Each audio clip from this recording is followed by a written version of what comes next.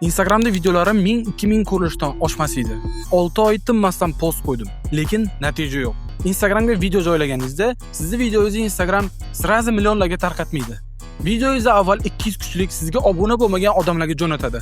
Nimaga sizga obuna bo'lmagan odamlar? Chunki haqiqiy testni sizga obuna bo'lmagan odamlardan yaxshiroq bilsa bo'ladi. O'sha 200 kishidan yaxshi signal kelsa, videongizni 2000 ta odamga jo'natadi. 2000 ta odamdan ham yaxshi signal kelsa, 20 ta odamga. Agar yomon signal kelsa, videoni to'xtatadi. Demak, videolaringiz 2000 ta ko'rishda qotib qolayotgan bo'lsa, siz o'sha 2000 ta ko'rilgan odamdan yaxshi signal olmadingiz degani. Muammo sizning videongiz emas. Muammo sizning videongizni qaysi yo'nalishga ko'rsatish kerakligini Instagram bilmaydi. Shunda videongizni tasodifiy odamlarga jo'natadi va tasodifiy odamlar sizning videongizni yoqtirmaydi va yaxshi signal olmaysiz. Yechim bitta. Bir xil mavzuda bir xil odamlar uchun qayta video qilish. Algoritm 3-4 ta videongizdan keyin qaysi yo'nalishda ekanligingizni tushunib oladi va aynan o'sha odamlarga videolaringizni ko'rsatish boshlaydi. Shuning uchun agar siz ham 2000 ta ko'rishlar bilan qotib qolayotgan bo'lsangiz, mavzuni emas, kimga gapirishni aniqlab oling. Va bu faqat birinchi xato. Instagramda omadga emas, bilimga tayanib ko'tarilmoqchi bo'lsangiz, menga obuna bo'ling.